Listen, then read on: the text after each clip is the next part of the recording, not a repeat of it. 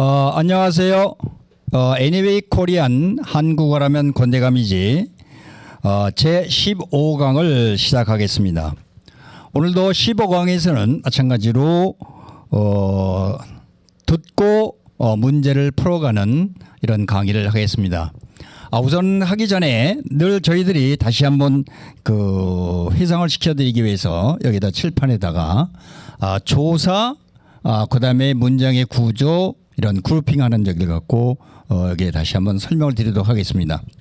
자, 조사는 주격 조사로 쓰이는 이 가가 있습니다. 무엇이 무엇가. 예를 들면은 권대감이 지금 강의를 하고 있다와 같이 이 가가 주격 조사로 쓰이는 게 있고, 또 을과 늘로 해서 목적격 조사로 쓰이는 게 있습니다. 그다음에 부사격 조사가 있어서 한국어는 부사가 굉장히 발달한 언어이기 때문에 여러분들은 부사격 조사에도 많은 신경을 써야 됩니다. 애는 애에서 그래서 때와 장소를 나타내는 이런 조사들이 있습니다. 또 하나는 여러분들이 알고 있어야 될 것은 어느 언어나 각자가 갖고 있는 문장의 구조가 있습니다. 영어는 O 형식이 있다고 우린 배웠죠. 자, SV, SVC, SVO, SVOO, SVOC 이와 같이 O 형식이 있는데 한국어에도 마찬가지로 7개의 문형이 있습니다. 7개의 문장 구조가 있는데 하나는 주어 동사, 나는 간다, 나는 잔다, 그죠? 그 다음에는 주어 보호 명사로 되어 있는 거 있습니다. 즉 나는 학생이다. 일때 나는 주어고 학생이 명사이기 때문에 주보명이라는 문장의 구조로 저는 설명을 드리고 있습니다. 또 하나는 주보형입니다. 오늘 날씨가 덥다, 라면 국물이 뜨겁다, 설렁탕이 맛있다. 이와 같이 형용사로 되어 있는 문형이 있습니다. 그 다음에 주보동입니다. 나는 학생이 되었다, 나는 한국어 강사가 되었다. 이와 같이 주어, 보호, 동사로 되어 있는 겁니다. 마찬가지로 여러분들은 한국어에는 영어와 달리 동사나 형용사가 문장의 끝에 나옵니다. 마지막에 나오는 것을 늘 명심해 줘야 되기 때문에 한국어는 그대로 듣는 순서대로 누가, who, 언제, when, 어디서, where, 그 다음에 what, 무엇을, how, 어떻게, why 이런 순서대로 말이 흘러가기 때문에 듣는 순간순간마다 누가, 언제, 어디서, 무엇을, 어떻게, 왜 라고 하는 것을 늘 명심을 하고 있으면은 여러분들이 쉽게 이해를 할 수 있을 거라고 봐집니다. 또 하나는 주목동입니다. 주어와 목적어 동사가 있는 문장입니다. 나는 밥을 먹는다, 나는 강의를 하고 있다. 이와 같이 늘이 붙어서 나는 주어 목적어 동사가 있습니다. 그다음에 주목 목동이 있습니다. 국어 문법에서는 주목 동어로만 이렇게 구분을 하고 있는데 외국어로서의 한국어를 배우는 입장, 코치를 하는 입장에서는 영어와 같은 이러한 문형의 구조로 만들어서 이해를 하는 것이 좋기 때문에 저는 주목 목동으로 이렇게 분류를 하고 있고, 또 주목 보동, 주어와 목적어와 보어가 같아지는 이러한 주목 보동의 문장의 구조 7개가 있다는 얘기를 설명을 드릴 겁니다. 자, 그 다음에는 여러분들이 저하고 이렇게 강의를 들을 때 늘 저는 습관적으로 이렇게 그룹핑하는 모습을 보셨을 겁니다.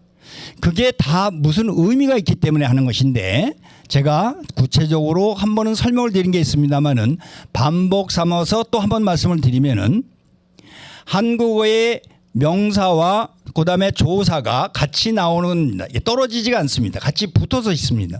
떨어져서는 안 됩니다. 명사와 조사는 늘 같이 붙어 있는데 그러한 붙어 있는 것이 여러분들이 명확하게 익숙하지 못하면은 그게 조사인지 조사까지 붙어 있는 전체가 명사인지를 구분할 수 없기 때문에 우선 이러한 훈련을 하기 위해서 이렇게 그룹핑 묶어주는 훈련을 하고 있는 겁니다. 물론 한국어에 익숙해져 있거나 또는 원어민들은 굳이 이렇게까지 할 필요는 없습니다만은 초급이나 중급에 있는 학생들의 경우에는 이런 훈련을 해야만이 문장을 이해를 하고 또 듣기 연습을 하는데도 많은 도움이 되기 때문에 강조를 하는 겁니다. 자, 그래서 명사 다음에 조사가 붙는데 주격 조사가 있고 보호격 조사가 있고 목적격 조사 세 가지가 붙습니다. 그때에 따라서 문장의 형태에 따라서. 그래서 이때는 주격 조사와 보호격 조사는 조사만 이렇게 묶습니다. 아까 말씀을 드렸던 은는 이가 을 에게 에는 에서 이와 같이 이러한 조사는 이런 가로로 묶는다. 라운드 브레이크로 이런 가로로 묶는다고 얘기를 하는 겁니다. 자, 요거는 그렇게 하면은 여러분들이 이 조사만 보면은 이 문장에서 이 명사가 주어 역할을 하는지 보호 역할을 하는지 목적어 역할을 하는지를 쉽게 알게 되는 겁니다. 그런데 목적이 있는 것입니다. 이해를 하시겠죠? 이 여기서 격이라고 하는 것은 한자로 되어 있는 자입니다. 격은 요거는 자리입니다. 자리라고 하는 것은 영어로 포지션을 얘기합니다. 위치. 자리.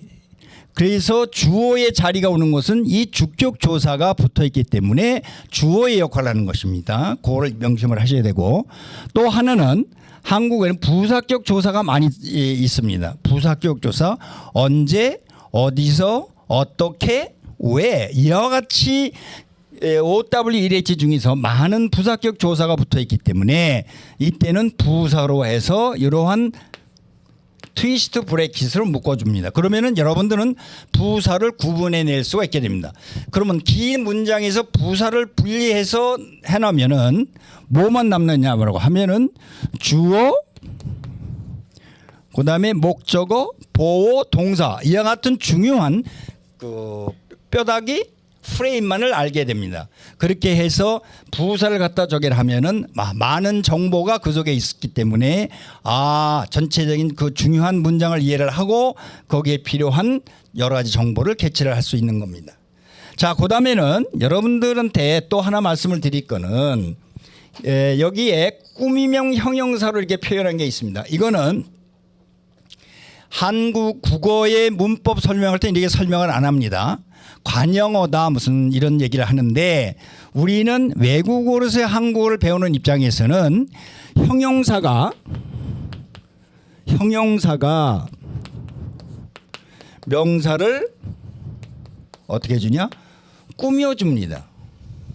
그런데 한국어는 형용사 그 자체가 명사를 꾸며줄 수가 없습니다. 그래서 형용사가 변해야 됩니다. 어떻게 꾸미면 형용사로 변해야 되기 때문에 그런 경우는 이와 같은 앵글 브래킷으로 묶어주면은 이게 꾸미명 형용사로 돼 있어서 명사 앞에 나와 그 다음에 명사를 수식하는 거구나 이렇게 이해를 쉽게 할 수 있기 때문에 이러한 브래킷으로 이런 저기를 묶는 겁니다. 자, 꾸미명 형용사. 그 다음에는 이러한 스퀘어 브레이킷으로 묶는 거는 이거는 절로 크로즈로 돼 있을 때에 이렇게 묶어줍니다. 주어와 목적어, 목적보호, 목적어 이와 같이 돼 있는 것을 절로 돼 있을 때는 이러한 괄호로 묶는다. 요거를 여러분들은 이해를 하시고 따라와 주시면은 여러분들이 나중에 그 이 한국어 실력이 발전되는데 많은 도움이 됩니다. 또 하나 다른 언어에는 없는 한국어만의 특징인 어미의 뜻을 잘 이해를 해야 됩니다. 어미라고 하는 것은 말의 끝에 붙어 있는 거다. 주로 뭘로 끝나냐 하면은 다로 끝납니다. 한 예를 듭니다. 다 또는 가다. 대표적으로 말씀을 드립니다. 이때 이 끝에 나와 있는 이 다를 우리는 뭐라고 그랬냐면은 어미라고 합니다. 즉 그 어미라고 하는 얘기는 단어를 끝내주는 어미이기 때문에 요거는 종결하는 어미라고 합니다. 종결이라고 하는 것은 끝내주는 겁니다. 문장을 끝내주는 겁니다. 그런데 이 다라고 하는 어미가 변합니다. 변신을 합니다. 어떻게 여러 가지 형태로 변신을 하는데 그거는 한 번은 이제 시간을 내서 특별 특강으로 해서 어떻게 이 어미가 변형되는지 변신되는지를 갖고 한번 요약해서 정리를 해드리겠습니다. 그래서 먹다를 갖고 얘기하면 먹다 그 다음에 어떻게 변하냐면 먹으니 먹어서 먹으니까 먹고 있다 먹지 않다 먹어봐 먹으니 이와 같이 다양한 형태로 변합니다.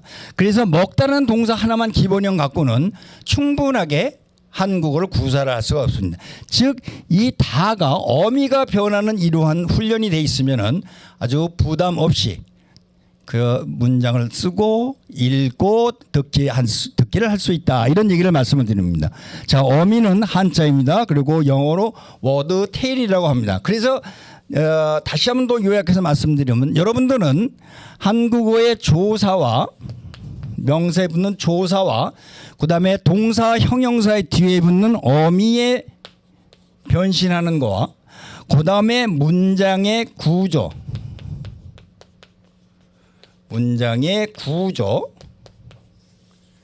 그다음에 또 하나는 뭐냐라고 하면은 이렇게 해서 그룹핑한 거,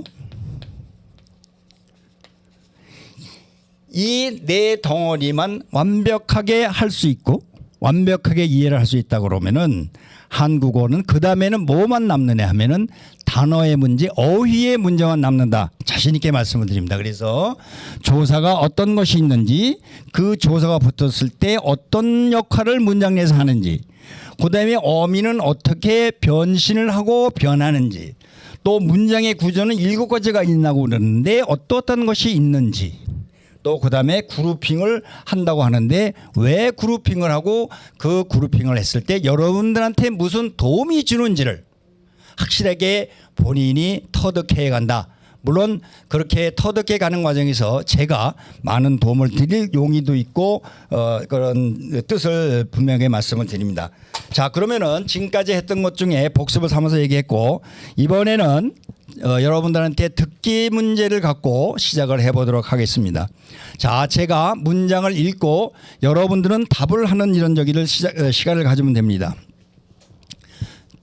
예. 자, 여러분 첫 번째 제가 한번 읽겠습니다. 여기 손님이 어디를 들어가서